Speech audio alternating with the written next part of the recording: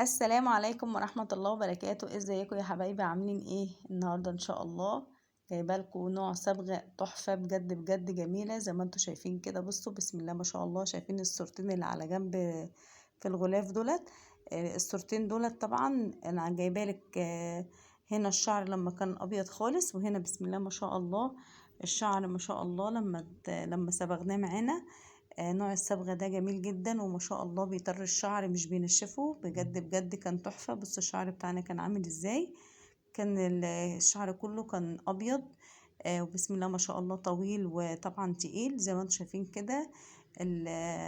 الصبغة البلد دي جميلة جدا ونوع نضيف ومش غالي، يعني عاملة 45 جنيه، مش يعني مش غالية قوي. اهم حاجة نسمي الله ونصلي على الرسول. واللي شاف الفيديو بتاعنا او شاهد لحد كده يعمل لي لايك، وما ينساش يعمل لي اشتراك ويفعل الجرس عشان يوصل له كل جديد.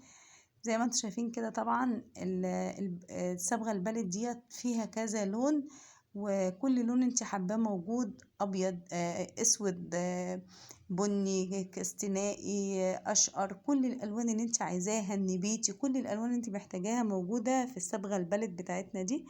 طبعا هنا دي الصبغة بتاعتنا. اللون اللي انا جايباه دلوقتي رقم 6 اداني اللون اللي انتوا شفتوه ده اللي هو الكستنائي.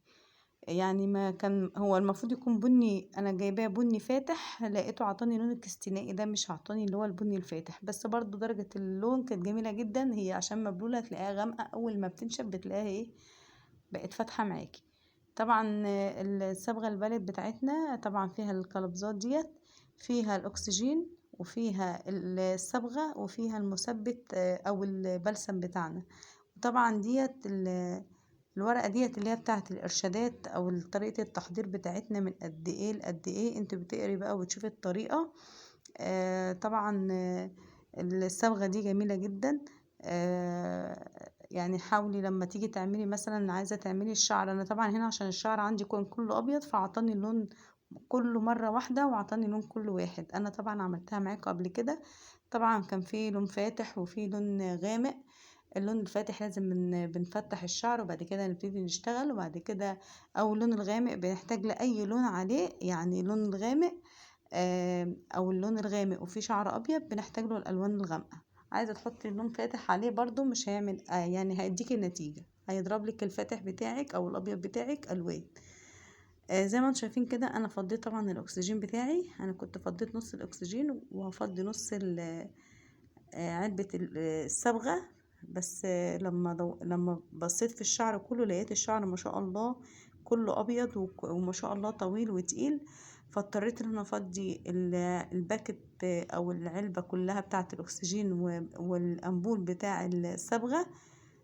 بجد الكمية دي كتير جدا، بس شعرها فعلا كان طويل وتقيل. بصوا بقى انتوا لو عندكم حبة يعني في الشعر من قدام، في القصة من قدام، شعرك من قدام حاسة ان فيه، ممكن تاخدي معلقة صغيرة ومع اكسجين ومعلقة صغيرة من الصبغة، وتضربيهم في بعض بنفس الطريقة اللي انت شايفاها كده، وبتدهني اول باول اللي تلاقي فيه ابيض. لكن انا عملت الكمية كلها عشان الشعر كله كان ابيض. طبعا انا لبست بقى القلبزات هنا. طبعا لو عندك الطبق بتاع الصبغة ممكن، والفرشة بتاعت الصبغة برضو افضل. بصوا بقى الشعر معايا هنا عامل ازاي. هنا الشعر يعني ما شاء الله تقيل وطويل. فانا كنت بحسب ان هو هياخد مني كمية صغيرة، لقيته ما شاء الله خد مني الامول بحاله. بس الامول بحاله ب45 جنيه عملنا الشعر كله وعطانا اللون الجميل ده. مش خسارة فيه يعني، ويعتبر عملناه ببلاش والله. بجد بجد لو رحت الكوافير بيتكلفك اكتر من كده. طبعا انا مسكت، طبعا بتمسكي الشعر وبتعملي خصلة خصلة كده. انا طبعا بحطيت في الشعر كده كله بالفرشة ومشطت بالمشط. بس في الاخر شربت بايدي كويس الشعر. اهم حاجة ايدك هي اللي هتتملك. طبعا انت لابسه القلابز ما تخافيش، اهم حاجة تلبسي القلابز عشان خاطر ما يسودلكيش ايديكي، عشان هي بتسود الايد.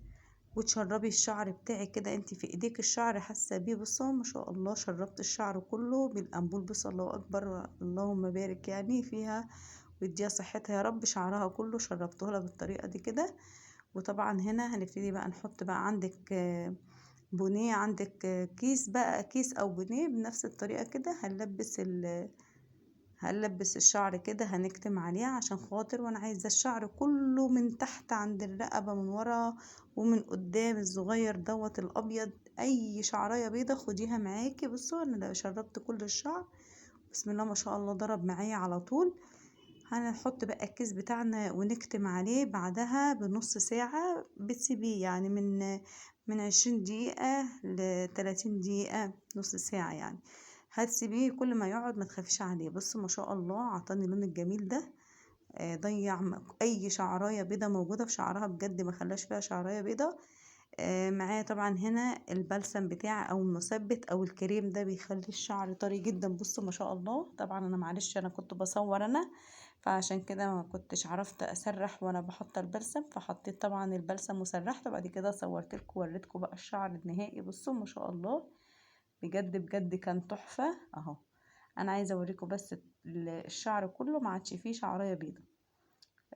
الصبغة جميلة جدا وسعرها جميل وبتقعد مدة طويلة.